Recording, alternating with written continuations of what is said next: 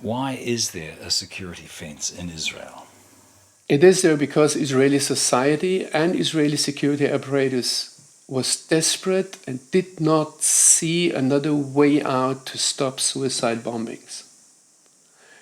This is the very short answer. Now, look, in a way, the suicide bombings that brought into Israel in the 90s, the bloodiest years Israeli society ever had experienced, with nearly 1,000 dead, and we lived through these years. It was terrible. Let me compare that to a cancer. And there is no easy solution for a cancer. And what doctors very often try is to have a cocktail of medicine that they use against the cancer, and try this, try that. Now what we have today is a cocktail of medicine against this cancer of suicide bombings. This is not just the security fence or the apartheid wall. That is also surveillance, that is security, intelligence work. It is the fact that Israeli security forces today go into every place in the Palestinian territories, do whatever they want. And this cocktail of security measures actually led to a drastic decline. And security experts today from all over the world who have similar problems, also in the asymmetric warfare that we have there, that means that we have on the one side an established state with security forces and the normal control we have over these security forces. And on the other side, we do not have established security forces, but rather groups that mingle and merge into civilian society. Security experts from all over the world who face similar problems come to Israel and ask, how did you do that?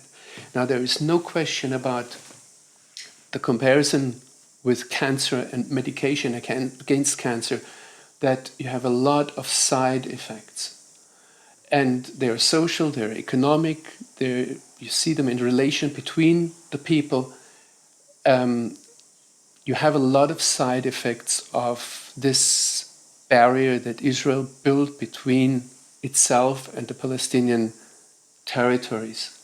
And whatever story you want to have from me as a journalist, just tell me what propaganda you want and I give you the story, the real story behind it.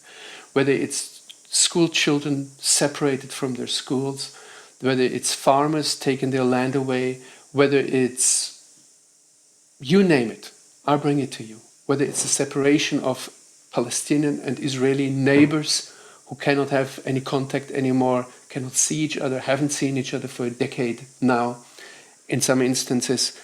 All these side effects are there, but it is a matter of fact that suicide bombings have not just declined, they have basically ceased within Israel to happen, and they did not succeed during the past years to perform something like that, even though there were efforts to do it.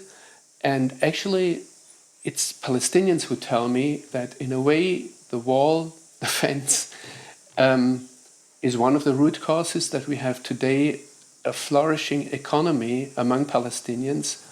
And actually the relations between Israel and the Palestinians can become better and have been better because of that, because the fear was down. And there's a price to it again, because Palestinian society today is the population group worldwide, I think I can say, that is best controlled. And what is so important to us as Germans, for example, that you have data security, that you have confidentiality about your data is non-existent in that society. An Israeli soldier who takes the magnetic card of a Palestinian, pulls that card through his card reader and sees the whole history, the whole vita of this Palestinian.